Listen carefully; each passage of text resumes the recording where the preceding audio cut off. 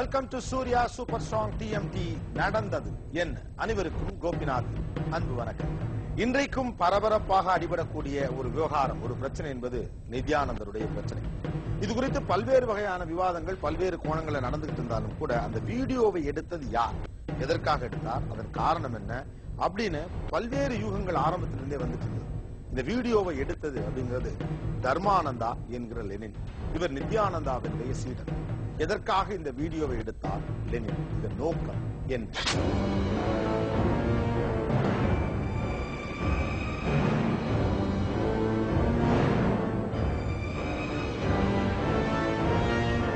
ஒரு சமூக துரோகி ஆன்மீகன்ற பேர் வழியில காவி போட்டுட்டு மக்களை ஏமாத்திட்டு வெளியில கொண்டு வந்து காமிச்சிருக்கேன். நான் ஒரு சுதந்திரமாக வாழ்ந்து கொண்டிருந்த, எளிமையாக வாழ்ந்து கொண்டிருந்த சாதாரண ஒரு ஆன்மீக ஆராய்ச்சியாளர். பல பெண்களை நான் கடவுள், நான் கிருஷ்ணனோட அவதாரம், சிவனோட அவதாரம் நம்ப வச்சு எல்லாத்தையும் மோசடி செஞ்சிருக்கேன். நான் என்னை கடவுள் என்று எப்பொழுதும் சொல்லிக் கொண்டதில்லை. அவர் தங்கியிருக்கிற அறையிலேயே அவர் போதையை குடிச்சிட்டே அவர் ஒரு பொண்ணோட இருந்திருக்கார். பாட்டெழுதி பெயர் வாங்குபவர்கள் சில பேர், குற்றம் கண்டுபிடித்தே பெயர் வாங்குபவர்கள் சில பேர். அவர் ரூம்லயே செக்ஸ் சம்பந்தப்பட்ட புத்தகங்கள், காமசூத்ரா புத்தகங்கள், சிடி டிவிடிகள் எல்லாமே இருக்கு. It's a scandal.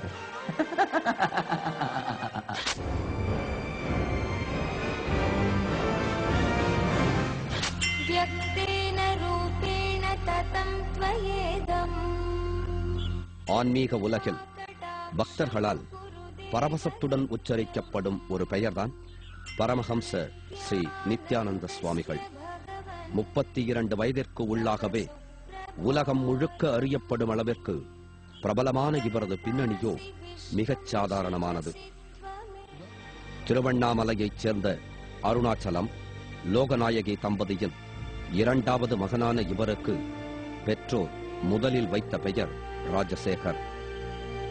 சாமியாராகும் ஆசையில் படிப்பை பாதியிலேயே நிறுத்திவிட்ட இவர் 2000 தான் ஞானமடைந்து விட்டதாக அறிவித்துக் கொண்டார். அதோடு ராஜசேகராக இருந்த தன் பெயரை பரமஹம்ச ஸ்ரீ நித்யானந்த சுவாமிகள் எனவும் மாற்றிக்கொண்டார். இவரது தியான சிகிச்சை எனப்படும் தனித்தன்மையாலும் வசீகரமான ஆன்மீக சொற்பொழிவுகளாலும் பலர் இவரது பக்தர்களாக மாறத் தொடங்கினர். The burnt, unburnt bodies lying around you,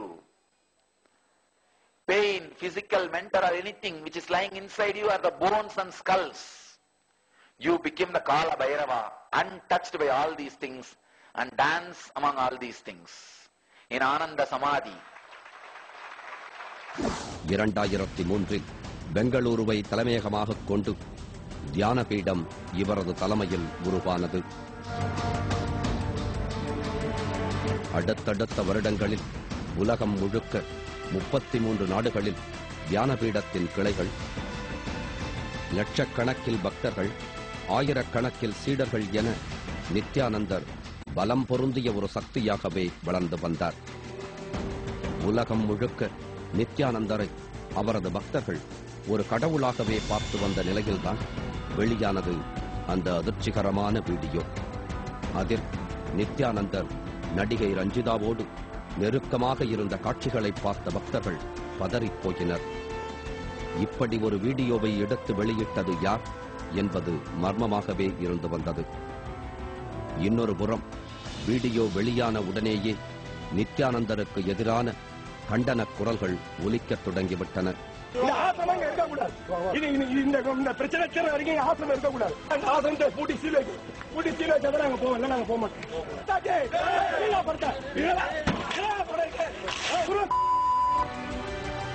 தமிழகத்திலும் பெங்களூருவிலும் அவரது ஆசிரமங்கள் தாக்குதலுக்கு ஆளாயின.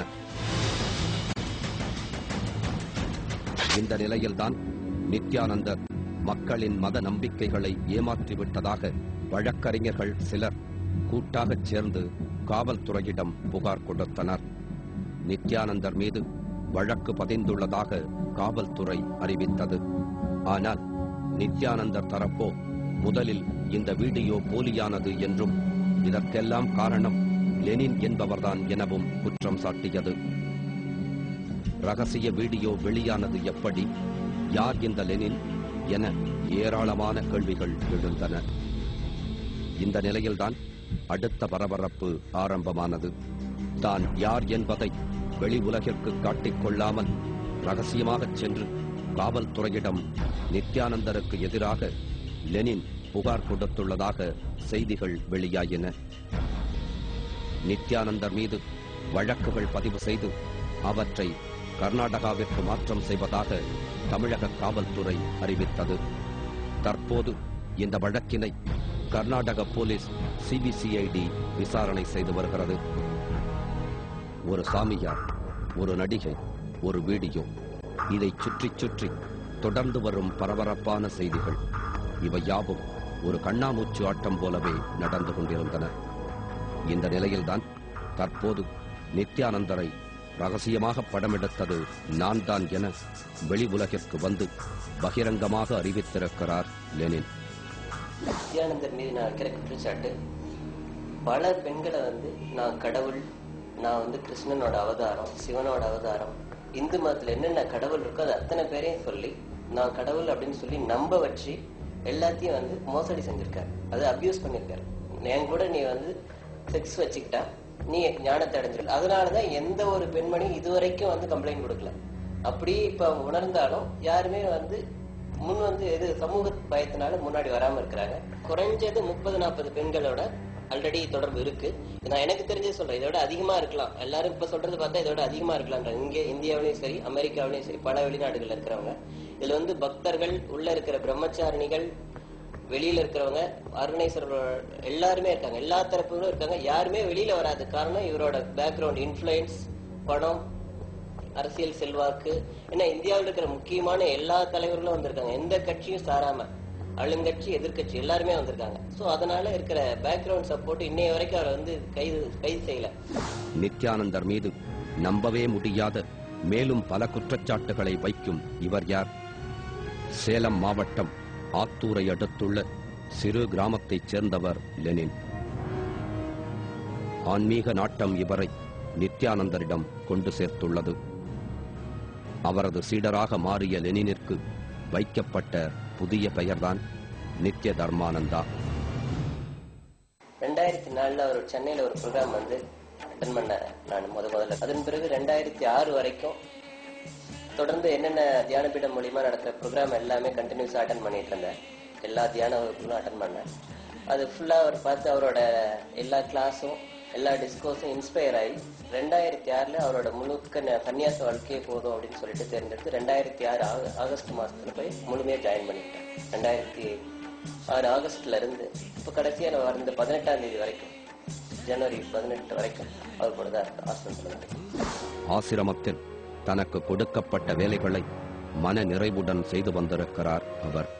டே ஃபர்ஸ்ட் நான் போன முதல் கொண்டு வந்த கடைசி நாள் வரைக்கும் இந்த கேலரியா டிபார்ட்மெண்ட் நான் தான் பார்த்துக்கிட்டேன். கேலரியானா எல்லாத்துக்கும் தெரியும், புத்தகங்கள், சிடி, டிவிடி, இந்த மாதிரி ஒரு 1000 விதமான ப்ராடக்ட், அதுக்கான ப்ரொடக்ஷன், மார்க்கெட்டிங் எல்லாம் பார்த்துட்டு கடைசி ஒரு வருஷம் பர்டிகுலரா மார்க்கெட்டிங் டிபார்ட்மெண்ட் பார்த்துக்கிட்டேன்.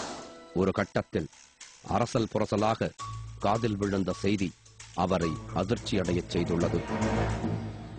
கடவுளாக வணங்கும் நித்யானந்தரா இப்படி என நம்பவும் முடியவில்லை, நம்பாமலும் இருக்க முடியவில்லை.